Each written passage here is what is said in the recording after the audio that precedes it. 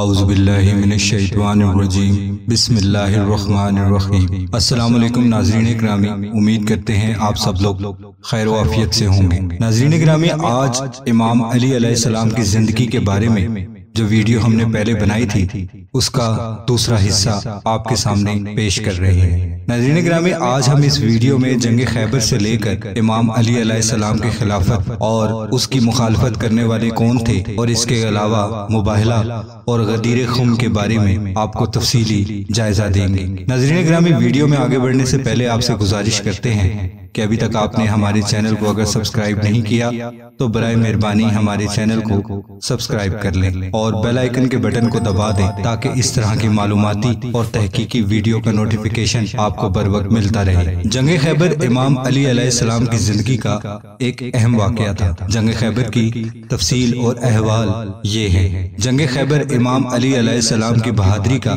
ایک دلچسپ واقعہ ہے جو امام علی علیہ السلام کی زندگی میں پیش آیا۔ یہ جنگ حضور نبی کریم صلی اللہ علیہ وآلہ وسلم کی حیات میں ہوئی اور اس جنگ میں امام علی علیہ السلام نے بہت بڑا کردار ادا کیا۔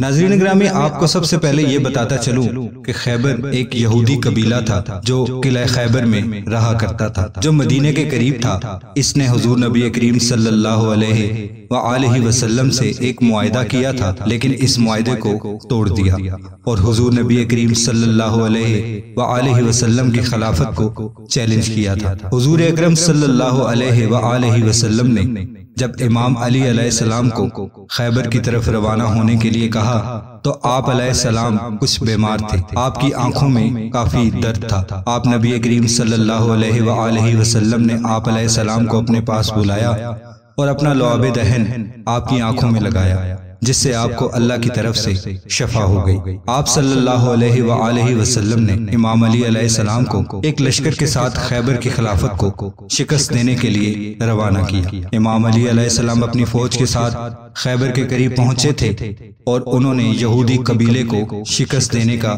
منصوبہ بنایا۔ امام علی علیہ السلام اپنی فوج کے ساتھ خیبر کے قلعے میں داخل ہوئے اور یہودی قبیلے کو شکست دینے کے لیے ایک بہت بڑی جنگ لڑی۔ ناظرین اکرامی، یہاں پہ آپ کو میں بتاتا چلوں کہ خیبر کا جو سب سے بہادری اور سب سے بڑا واقعہ ہے اور معجزہ ہے امام علی علیہ السلام کا، وہ یہ ہے کہ آپ نے خیبر کا وہ دروازہ جس کو 40 اونٹ اور 40 ہاتھی کھینچ کر کھولتے اور بند کرتے تھے، امام علی علیہ السلام نے اس دروازے کو اپنے ہاتھوں سے اٹھا کر زمین پر پھینک دیا۔ امام علی علیہ السلام نے یہودی قبیلے کے سب سے بڑے سردار کو اپنے ہاتھوں سے قتل کیا اور خیبر کے قلعے کو فتح کر کے اس پر قبضہ کر لیا۔ حضور نبی کریم صلی اللہ علیہ وآلہ وسلم نے خلافت خیبر کو شکست دینے پر امام علی علیہ السلام کو بہت بڑا انعام دیا اور وہ انعام کیا تھا کہ آپ نے امام علی علیہ السلام کو اسد اللہ کا خطاب دیا۔ اسد اللہ کا معنی ہے اللہ کا شیر۔ جنگ خیبر امام علی علیہ السلام کی زندگی کا ایک بہت اہم واقعہ ہے جو ان کے ایمان اور اللہ کے ساتھ تعلق کو ظاہر کرتا ہے۔ ناظرین اکرامی، مباہلہ بھی ایک اہم دلچسپ موضوع ہے۔ یہ وہ واقعہ ہے جو حضور نبی کریم صلی اللہ علیہ وآلہ وسلم کی زندگی میں پیش آیا اور اس میں امام علی علیہ السلام نے بہت بڑا کردار ادا کیا۔ مباہلہ کا واقعہ امام علی علیہ السلام کی زندگی میں ایک بہت بڑا واقعہ ہے جو کہ ان کے ایمان اور اللہ کے ساتھ ان کے رشتے کو مضبوط کرتا ہے۔ انہوں نے اپنی زندگی میں کئی معجزات کیے لیکن مباہلہ ایک واضح واقعہ ہے۔ ناظرین اکرامی، مباہلہ کا واقعہ یہ ہے کہ رسول اکرم صلی اللہ علیہ وآلہ وسلم اپنے کچھ ساتھیوں کے ساتھ مکہ مکرمہ پہنچے۔ وہاں پر آپ نبی کریم صلی اللہ علیہ وآلہ وسلم کے پاس ایک یہودی قبیلے کا سردار مناظرے کے لیے آیا۔ یہودی نے آپ نبی کریم صلی اللہ علیہ وآلہ وسلم کو چیلنج کیا تھا کہ اگر آپ کے پاس اللہ کی طرف سے کوئی نشانی ہے تو آپ ہمیں دکھائیں۔ آپ نبی کریم صلی اللہ علیہ وآلہ وسلم نے امام علی کو پیغام بھیجا کہ وہ اپنے دونوں بیٹے امام حسن اور امام حسین علیہ السلام کو لے کر مکہ آ جائیں، اور آپ نبی کریم صلی اللہ علیہ وآلہ وسلم نے اپنی پیاری بیٹی حضرت فاطمہ الزہرا سلام اللہ علیہا کو بھی مکہ بلایا۔ ناظرین اکرامی، مباہلہ کا مطلب یہ ہے کہ دو لوگ ایک دوسرے کو چیلنج دیتے ہیں اور جس کے پاس اللہ کی نشانی ہوتی ہے اللہ رب العزت اس کے ساتھ ہوتا ہے اور اس کی مدد فرماتا ہے۔ امام علی علیہ السلام نے اپنے بیٹے امام حسن اور امام حسین کو اپنے ساتھ لیا اور مکہ کی طرف روانہ ہو گئے، اور حضور نبی کریم صلی اللہ علیہ وآلہ وسلم نے اپنی پیاری بیٹی حضرت فاطمہ الزہرا سلام اللہ علیہا کے ساتھ اس مباہلہ میں شامل ہوئے۔ یہودی قبیلے کے سردار نے بھی اپنے بیٹے کو مباہلے کے لیے تیار کیا، اور آپ نبی کریم صلی اللہ علیہ وآلہ وسلم کے پاس آنے کے لیے روانہ ہوا۔ امام علی اور حضرت محمد صلی اللہ علیہ وآلہ وسلم کے پاس اللہ رب العزت کی طرف سے ایک بہت بڑی نشانی تھی۔ جب یہودی سردار نے اس نشانی کو پا لیا تو انہوں نے پہلے ہی ہار مان لی۔ مباہلے کا واقعہ امام علی علیہ السلام کی زندگی میں ایک بہت بڑا واقعہ ہے، جو آپ علیہ السلام اور اللہ کے ساتھ آپ کے رشتے کو مضبوط کرتا ہے۔ ناظرین گرامی، مباہلہ کے واقعے کے بعد آپ تذکرہ کریں گے غدیر خم کا۔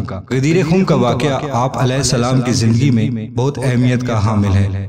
یہ واقعہ حضرت محمد صلی اللہ علیہ وآلہ وسلم کی زندگی میں ہی ہوا تھا، اور امام علی علیہ السلام نے اس میں ایک بہت بڑا کردار ادا کیا تھا۔ غدیر خم کا واقعہ یہ ہے کہ آپ نبی کریم صلی اللہ علیہ وآلہ وسلم نے اپنی زندگی کے آخری حصے کے درمیان ایک سفر کیا تھا، اور انہوں نے امام علی علیہ السلام کو اپنے سفر میں ساتھ رکھا تھا۔ سفر کے دوران حضور نبی کریم صلی اللہ علیہ وآلہ وسلم نے ایک بہت بڑا میسج دیا تھا، جو کہ امام علی علیہ السلام کے لیے بہت بڑا مقام تھا۔ حضور نبی کریم صلی اللہ علیہ وآلہ وسلم نے امام علی علیہ السلام کو غدیر خم کے پاس ایک جلسے میں بلایا تھا۔ انہوں نے آپ علیہ السلام کو اپنے ساتھ کھڑا کیا اور ایک اناؤنسمنٹ کی۔ انہوں نے کہا تھا کہ من کنتم مولا فہذا علی مولا، جس کا مطلب ہے کہ جس نے مجھے اپنا لیڈر مانا ہے اسے امام علی علیہ السلام کو بھی اپنا لیڈر ماننا ہے۔ ناظرین گرامی، یہ وہ الفاظ تھے کہ جس سے امام علی علیہ السلام کی خلافت بظاہر طور پر واضح ہوتی ہے، اور یہ پتہ چلتا ہے کہ آپ نبی کریم صلی اللہ علیہ وآلہ وسلم نے اپنے بعد امام علی علیہ السلام کو اپنا جانشین منتخب کیا تھا۔ ناظرین گرامی، یہ بہت بڑا اعلان تھا جو آپ نبی کریم صلی اللہ علیہ وآلہ وسلم نے امام علی علیہ السلام کے بارے میں کیا تھا، اور یہ واضح پیغام تھا کہ میرے بعد اسلام کی خلافت امام علی علیہ السلام کے ہاتھوں میں سونپ دی جائے۔ امام علی علیہ السلام نے اپنی زندگی میں کئی معجزات کیے جو کہ ان کی زندگی میں بہت دلچسپ اور اہمیت کے حامل ہیں۔ ناظرین گرامی، غدیر خم کے اعلان کے بعد جب آپ نبی کریم صلی اللہ علیہ وآلہ وسلم کی رحلت ہوئی تو اصولاً امام علی علیہ السلام کو اسلام کی بھاگ دوڑ سنبھالنی چاہیے تھی، کیونکہ نبی کریم صلی اللہ علیہ وآلہ وسلم آپ علیہ السلام کو اپنا جانشین منتخب کر گئے تھے، لیکن آپ نبی کریم صلی اللہ علیہ وآلہ وسلم کی رحلت کے بعد آپ صلی اللہ علیہ وآلہ وسلم کے اس اعلان کی بہت سے لوگوں نے مخالفت کی اور امام علی علیہ السلام کی خلافت کو چیلنج کرنا شروع کر دیا۔ ناظرین گرامی، آنے والی ویڈیو میں ہم ان لوگوں کے نام بتائیں گے جنہوں نے حضور نبی کریم صلی اللہ علیہ وآلہ وسلم کے اس اعلان کو نہ ماننے کے بعد امام علی علیہ السلام کی خلافت کو چیلنج کیا اور آپ کو خلافت نہ دی۔ ناظرین گرامی، امید کرتے ہیں آج کی ویڈیو آپ کو پسند آئی ہوگی۔ آنے والے وقت تک اجازت دیجیے۔ السلام علیکم ورحمۃ اللہ وبرکاتہ۔